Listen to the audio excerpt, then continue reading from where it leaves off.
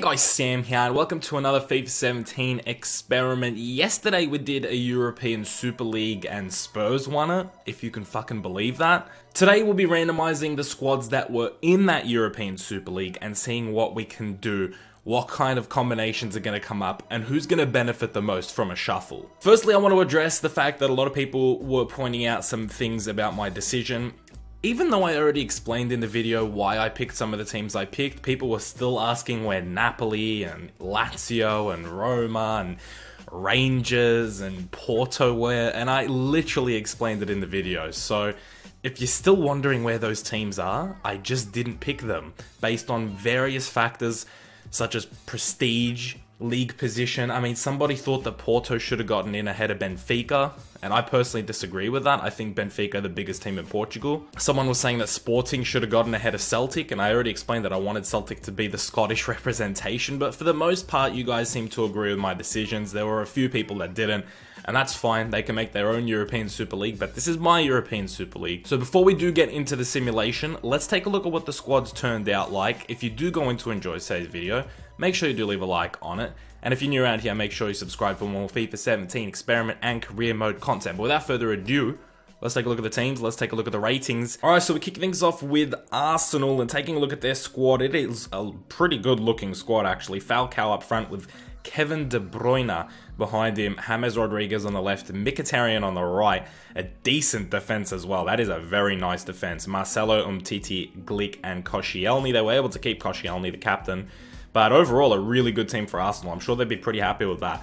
I mean, it's better than their team is right now, so yeah, definitely would not be complaining if you were an Arsenal fan, I'm assuming. Moving over to Chelsea and the return of Fernando Torres up front.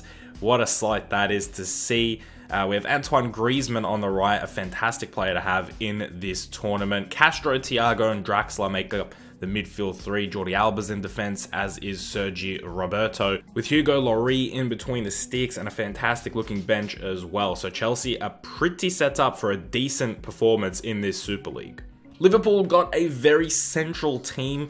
Dolberg and Sterling up front. Sterling the only winger, so I'm not playing wings here with Liverpool. Just playing a narrow 4-1-2-1-2, a little bit different, with either Banega in a cam position, Rakitic and Klaassen as the box-to-box midfielders, and Locatelli, the young AC Milan central defensive midfielder, in the midfield as well. Phil Lahm sits in the left-back position, a very versatile player. Lovren they retained, and Dani Alves on the right-hand side. A few unlucky picks though as far as ratings go, with Lustig and Gordon and Locatelli, and even Dolberg. So a couple of players under the 80 rating, which might hinder Liverpool a little bit. Manchester City, a club that I don't want to talk about.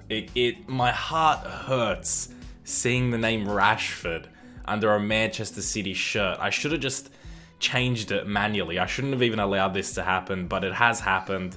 I have to live with the randomizing it.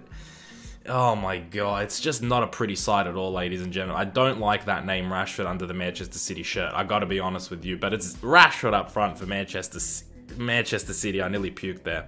David Silva on the left, Marco Reus on the right, with Saul Gonalon and Busquets as a midfield three. Ruben Semedo playing a left-back position with Miranda Savic and Antonio Valencia. Again, not a player that I want to see in a Man City shirt, as a back four, and Gianluigi Donnarumma in between the sticks. So overall, really good team for Manchester City. Very good ratings all around, with a few high-rated players as well. Only one player under the 80 rating. So Manchester City with a very, very solid squad. Okay, Manchester United didn't really get a good team at all, actually. The front three of Rafa, Dembele, and Sinclair is pretty abysmal, actually. Eriksen, Herrera, and Henderson make up a midfield three. Again, that's so many things gonna make me puke in this fucking episode. Henderson in a United shirt. Oh, just burn it. I don't want to see Henderson in a United shirt at all.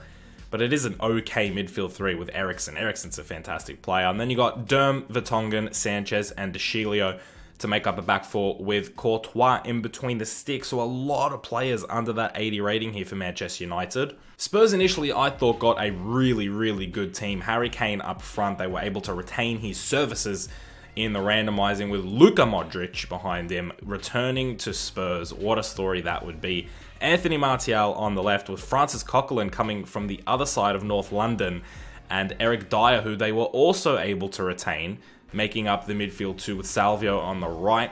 The back four is Damian, Alonso, Jemison, and Juan Fran, with Petr Cech in between the sticks. So Cech replacing Laurie, who went to Chelsea, which is Cech's old team, so a little bit of a roundabout thing there. Moving over to the French League and AS Monaco, who have an amazing, I guess, like front two, if you wanted like Aguero and Bale. Wow, that is intense, with Depay on the left-hand side as well.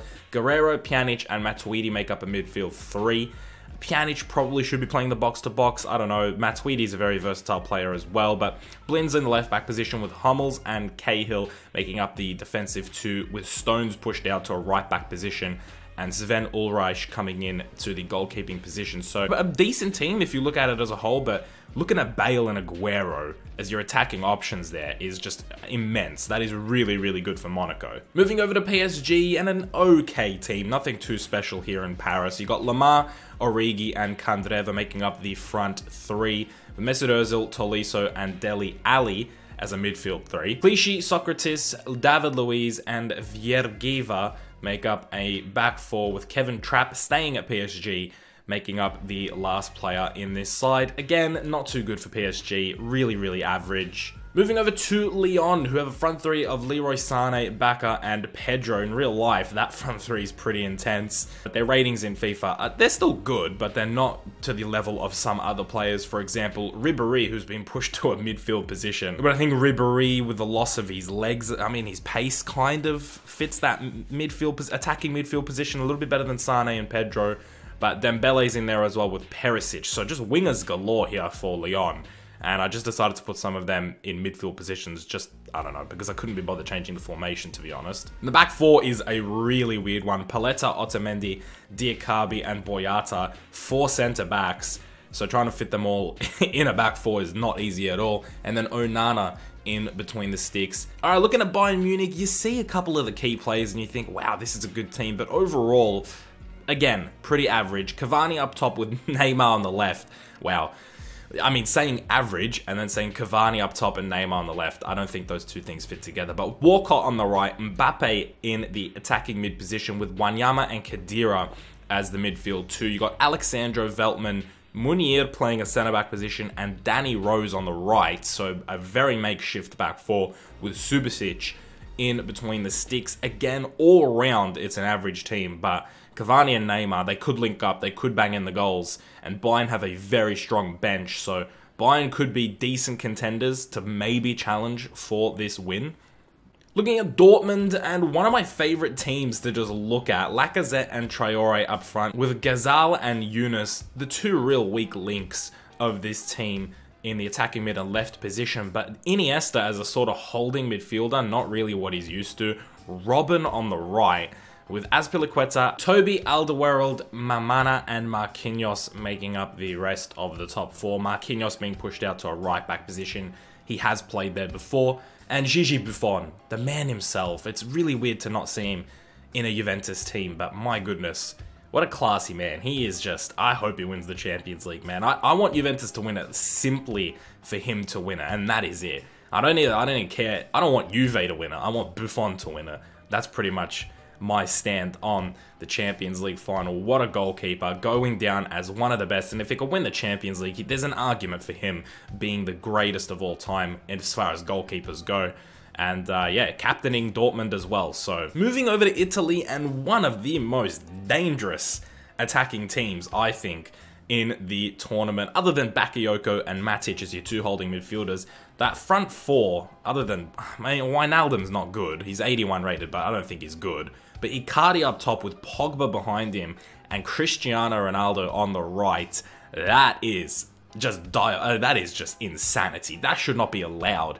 You should not be able to have Pogba, Ronaldo, and Icardi in the same team. But it doesn't stop there, because you do have a couple of weak links in the fullback positions with Morale and Gillette. But you got Monreal and Piszczek.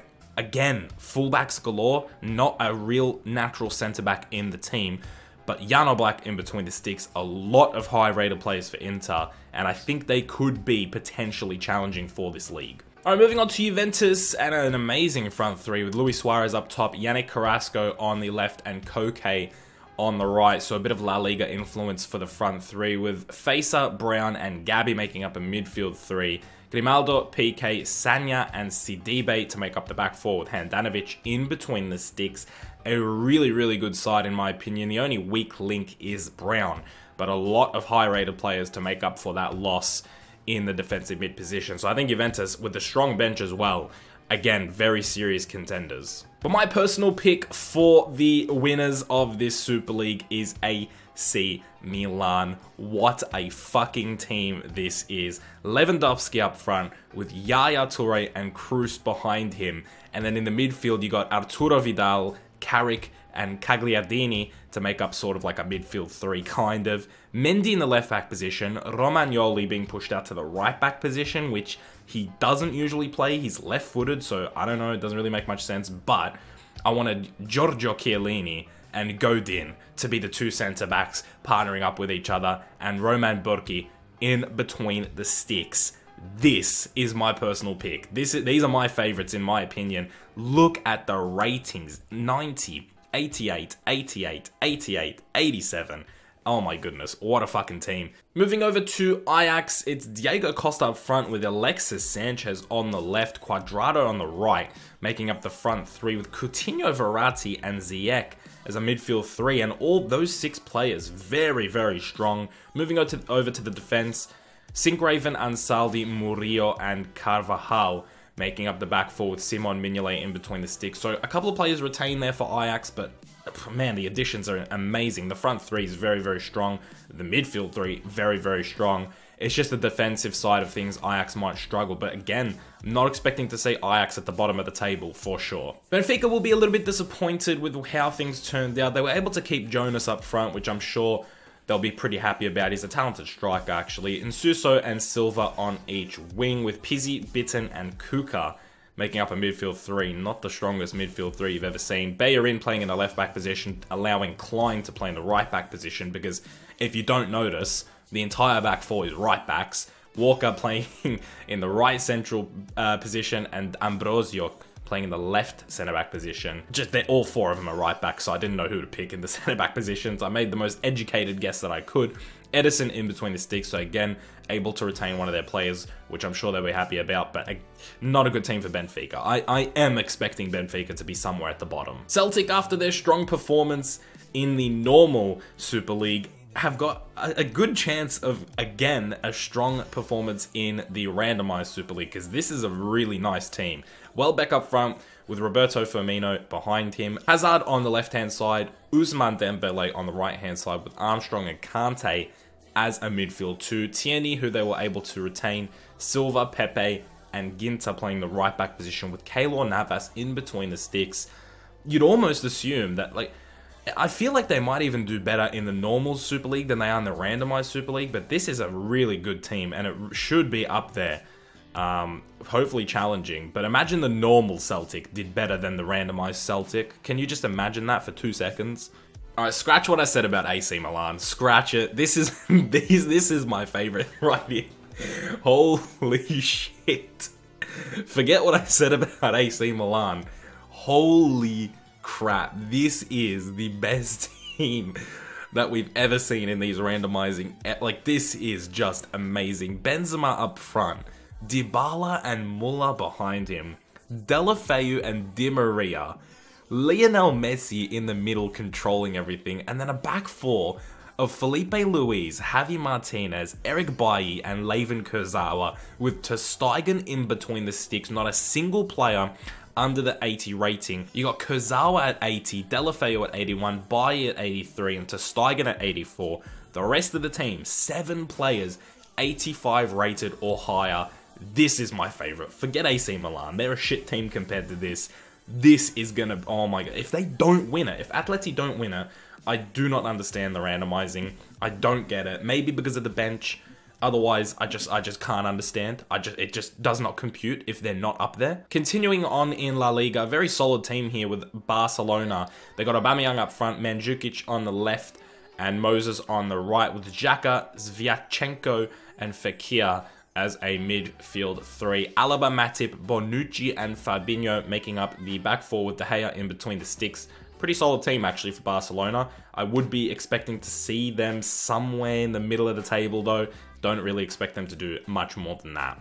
Real Madrid, very hit and miss side. They were able to get back Higuain. Of course, he used to play for Real Madrid back in the day, and I'm sure they're not too happy about letting him go because he's a fucking beast right now. Lallana on the left, Roberts on the right, Pasalic, Mota, and Weigl make up the midfield three, with Vangioni, Ramos, Mustafi, and Milner making up a back four, and Anthony Lopez in between the sticks. So they got Higuain back. They were able to keep Ramos, so two very high-rated players there. But overall for Madrid, not really expecting bits from them. Other than the strong bench, not a very good team, actually. And that is it. Those are all the 20 teams randomized and ready to go. I don't know what the hell is in store for us right now, guys. So without further ado, let's simulate to halfway through the season. And let's take a look at who is potentially going to be challenging for this league. Okay, so halfway through the season, it's PSG at the top of the table quite comfortably, actually, which I find a little bit surprising considering that their team wasn't the best. There was actually nothing really that surprising about that. I mean, nothing really that good about their team, actually. Mesut Ozil was the best player at an 89 rating. Socrates 85, David Luiz 84, but nothing, nothing out of this world. So I'm a bit surprised to see them not only at the top, but at the top comfortably is quite a shock to me personally. Benfica in second. Again, a team that really wasn't that impressive as far as I was concerned. The highest rated player was Jonas and Silva at 83. They didn't have a player over 83 rated. They sit in second.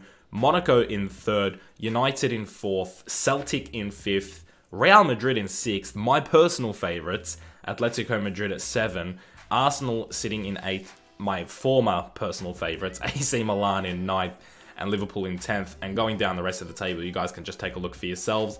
Manchester City are at the bottom, and I'm actually very surprised. I thought that they would be doing better than they are.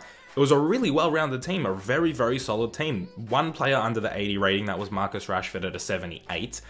I'm really surprised to see them at the bottom, honestly. I thought they'd be doing a lot better than they are. But what else do you expect from simulating? I mean, I don't know what it is about simulating. There's just random shit starts happening. I don't know how the algorithm works. I haven't deciphered it yet. And for some reason, I mean, Monaco is in third and have a negative goal difference. That should tell you everything that you need to know about simulating. Without further ado, let's take a look at what things look like at the end of the season. Okay, so looking at the table at the end of the season, PSG did not budge from that first spot, and they've taken the league by 12 points, which is insanity in my opinion, over Atletico Madrid, who finished in the second position. So my favourites were close. Real Madrid sat in third, Spurs sat in fourth, with Bayern in fifth, Dortmund in sixth, Juve in seventh, Chelsea in 8, Liverpool in 9, Benfica in 10, AC Milan, who I thought had an incredible team, sitting in 11th, Manchester United in 12th, Celtic, who were better off not receiving all these fantastic players, sitting in 13th. They were better off just keeping their old team and challenging like they did in the last one. Barcelona in 14, Monaco in 15, Arsenal in 16, Inter in 17, Ajax in 18, Lyon in 19, and just picking up 6 wins, by far the worst team, was Manchester City, and I just do not understand that. As much as that brings me joy, seeing them right at the bottom, it just doesn't make any sense. It just, it just does not make any sense for them to be right at the bottom. There were teams much, much worse than them, and but who cares really? It's Manchester City. Taking a look at the top goal scorers, it was Eden Hazard for Celtic, picking up 19 goals. Thomas Müller for Atletico Madrid, and that's a decent feat for him to have scored that many more goals than the rest of the players at Atleti. I mean, think about how many fantastic players there were, and none of them have more than 10 goals. He was the only person that was scoring, it seems like. Picked up 16 goals for them. Harry Kane, staying at Spurs, picked up 14, and Ibrahimovic, who wasn't meant to be in the starting 11 for Manchester United, coming off the bench, picking up 13 goals along with Lacazette and Lamar. But that is it. That is all we have time for in today's experiment. I have a feeling maybe this one's a little bit longer than the other ones, the other randomizing, just because we talked about the teams for a little bit longer, because there was a lot of players to get through, a lot of talented players. Someone commented in yesterday's video to do this with the playoffs, so we will be doing a Super League with the playoffs. What I want to know though is, do you want to see randomized teams? and then playoffs, or just normal teams and playoffs. And I don't know how to separate the teams either.